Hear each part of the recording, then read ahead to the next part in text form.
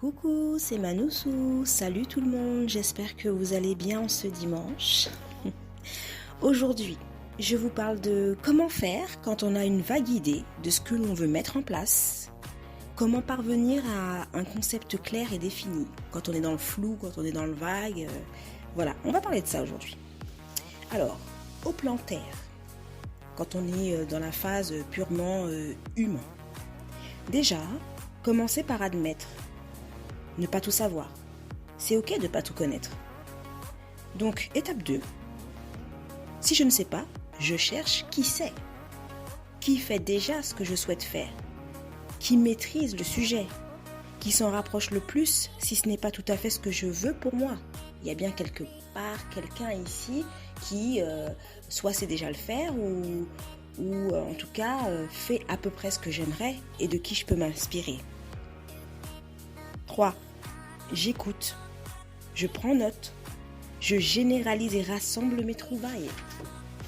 Une fois que j'ai trouvé qui savait faire, je m'en inspire, mais il ne suffit pas simplement d'écouter, ça rentre dans une oreille et ça sort par l'autre, on est ok. Donc, on prend note pour que ça devienne concret dans la matière. 4. Je choisis le mieux pour moi, c'est-à-dire je choisis ce qui me correspond.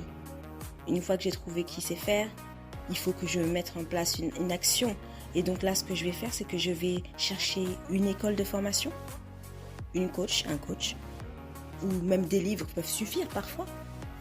En tout cas, on va vers toutes les ressources qui répondent à mon besoin de construction, d'avancement, à l'élaboration de mon projet. Voilà. Donc, avec ces étapes-là, ça donne quelque chose d'élaboré, de construit. On passe du vague, flou à l'éclaircie.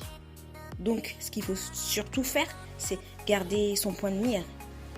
Ne pas perdre de vue ses objectifs. #focus, comme on dit. Ça, c'était pour la partie plan terre.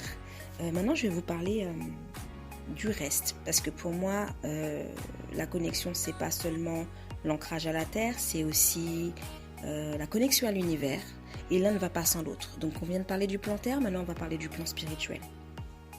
Et quoi de plus simple d'ailleurs que je vous parle de mon propre exemple, parce que comme ça je serai à mieux de vous expliquer ce que j'entends par là. Alors depuis quelques mois j'ai un projet que j'ai mis en place.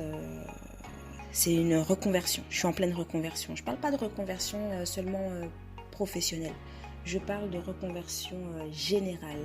Je suis en train de repenser tout mon système de pensée, justement. Je suis en train de briser toutes mes fausses croyances. Je suis en renouvellement interne, externe. Voilà, il y a du ménage, ça bouge. On remet les choses en place. Donc, c'est une reconversion profonde, on va dire ça comme ça.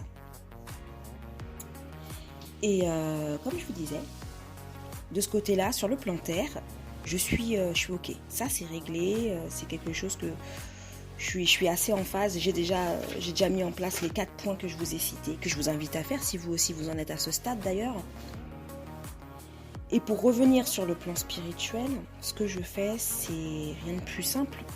Je me connecte à l'univers. Une fois que, par exemple, j'ai mis tous mes points en place au plan terre, et que je sens qu'il faut encore que j'aille de l'avant, mais qu'il y a une sorte de blocage. C'est un mot qui est un peu fort, mais en tout cas quelque chose qui freine un peu, ou une petite corde encore, ou quelque chose encore à lâcher. Je fais quoi ? Je passe au stade supérieur et je me connecte à l'univers pour avoir son renfort. L'univers, ce qu'il fait pour moi, c'est que il me guide, me rassure, me protège, me cadre. Il m'inspire, il me montre, il y a tellement de synonymes que je pourrais citer. L'univers, c'est ma guidance. Voilà. L'univers, quand vous faites appel à lui, ne vous quitte jamais.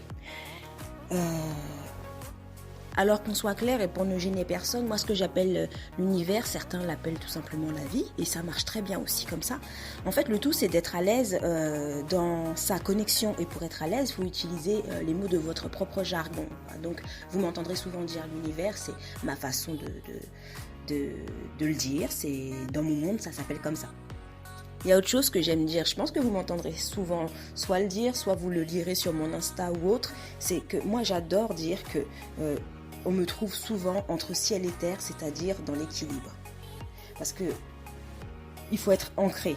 On n'est pas venu vivre une expérience sur terre, voilà, faire l'expérience de la vie, pour être aussi tout le temps perché non plus. Donc si tu es ancré, regardez ma logique, hein, regardez comment j'ai une logique de ouf. T'es ancré, on est d'accord, t'es sur terre.